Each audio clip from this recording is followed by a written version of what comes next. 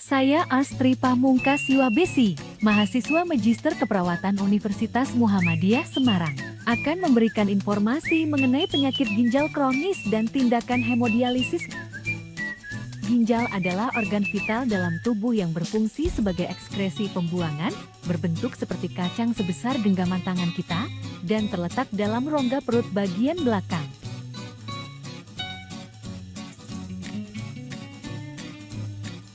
Fungsi utama ginjal adalah membersihkan atau menyaring darah dari senyawa beracun, memisahkan senyawa yang masih dibutuhkan oleh tubuh untuk dialirkan kembali ke tubuh melalui pembuluh darah, dan membuang senyawa yang tidak dibutuhkan tubuh dikeluarkan dalam bentuk urin atau air kencing.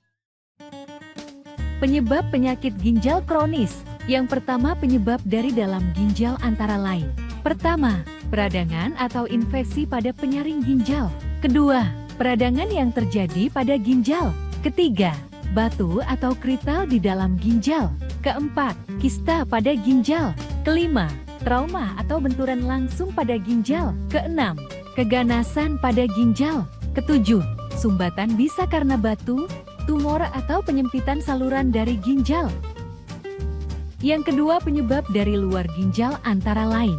Pertama, penyakit kencing manis, diabetes yang tidak terkontrol. Kedua, timbunan kolesterol atau lemak dalam darah. Ketiga, peradangan pada sistem kekebalan tubuh yang sering disebut penyakit lupus. Keempat, komplikasi dari kehamilan. Kelima, tekanan darah tinggi atau hipertensi yang tidak terkontrol. Keenam, penyebab lain dapat ditimbulkan karena keracunan obat-obatan atau bisa karena kekurangan cairan yang banyak. Kita belajar bersama memahami tentang hemodialisis. Pengertian hemodialisis adalah pembersihan darah dari limbah-limbah hasil metabolisme tubuh dengan menggunakan alat yang disebut dialiser. Hemodialisis sering kita kenal dengan istilah cuci darah. Tujuan hemodialisis adalah sebagai pengganti fungsi ginjal yang tidak dapat bekerja secara optimal dalam membersihkan limbah metabolisme tubuh. Cara kerja hemodialisis. Pertama, memindahkan zat yang tidak dibutuhkan tubuh sebagai limbah metabolisme dari dalam darah ke zat pelarut karena perbedaan konsentrasi antara darah dan zat pelarut yang disebut dialisat. Kedua, memindahkan zat yang tidak dibutuhkan oleh tubuh sebagai limbah metabolisme melalui membran semipermeabel karena ada perbedaan tekanan di tabung dialiser dari darah dan zat pelarut. Ketiga, perpindahan cairan karena proses kimiawi karena perbedaan kepekatan antara darah dan zat pelarut.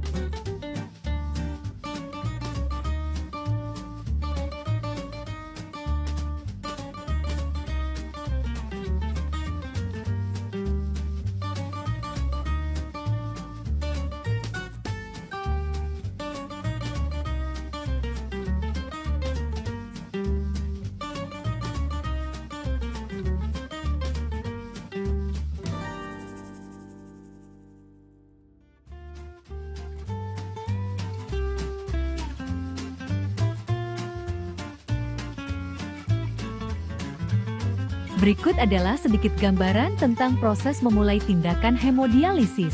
Menggunakan jalur sebagai sarana untuk proses hemodialisis, salah satunya kateter double lumen yang bersifat sementara. Darah dialirkan dengan menggunakan pompa pada mesin masuk ke dalam tabung dialiser dan terjadi proses kimia dalam tabung dialiser.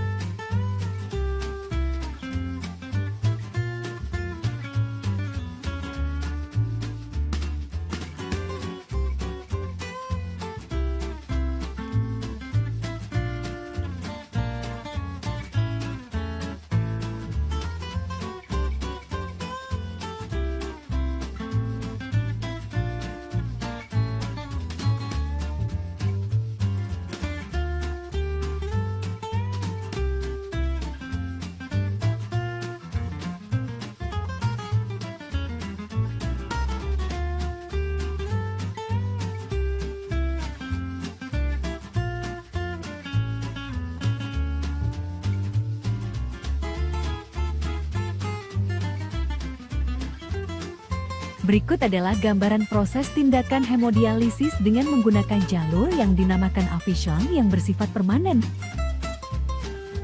Sangat dianjurkan bagi pasien yang diharuskan rutin menjalani hemodialisis.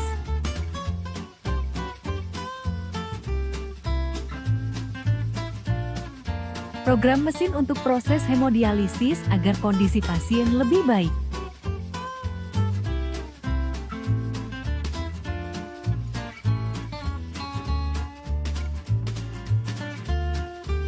Lama proses hemodialisis berlangsung 4-5 jam disesuaikan dengan kebutuhan pasien.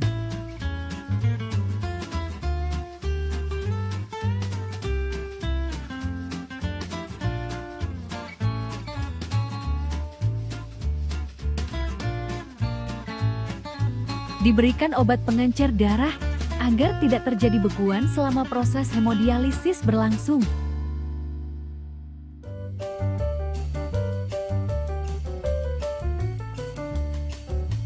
Selama proses hemodialisis berlangsung tentunya akan terjadi perubahan kondisi pada setiap pasien. Akan tetapi perubahan tersebut berbeda-beda akan setiap kondisi pasien dan jangan khawatir, petugas selalu ada dan siap membantu kebutuhan pasien.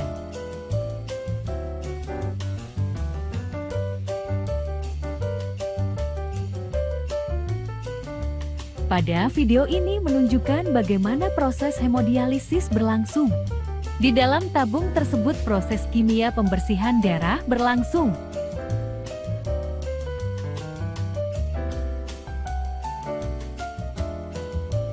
Setelah darah melewati tabung dialiser, darah akan dikembalikan ke dalam tubuh pasien.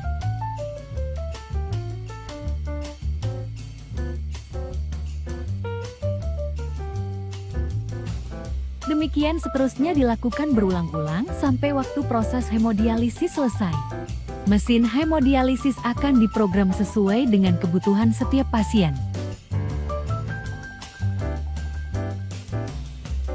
Berapa lama proses hemodialisis berlangsung?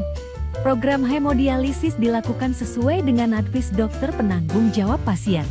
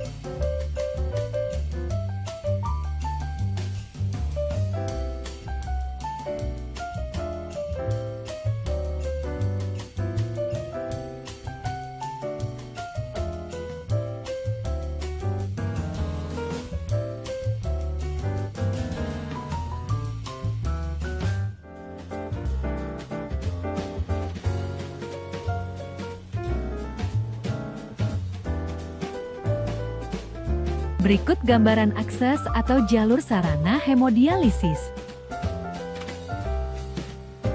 Efek samping yang sering terjadi antara lain hipotensi. Ini diakibatkan karena adanya perubahan volume cairan dalam tubuh pasien, penarikan cairan yang terlalu cepat, obat-obatan hipertensi yang diberikan. Ada gangguan jantung dan terjadinya alergi untuk pasien pertama kali menjalani tindakan hemodialisis. Yang kedua, sebaliknya hipertensi. Hal ini bisa diakibatkan karena adanya tekanan yang dipengaruhi oleh mesin hemodialisis, bisa disebabkan karena kadar natrium dalam darah pasien yang tinggi. Demikian yang bisa saya sampaikan. Semoga bermanfaat dan tetap semangat. Apabila ada hal yang ingin ditanyakan, dapat menyampaikan kepada petugas hemodialisis. Terima kasih.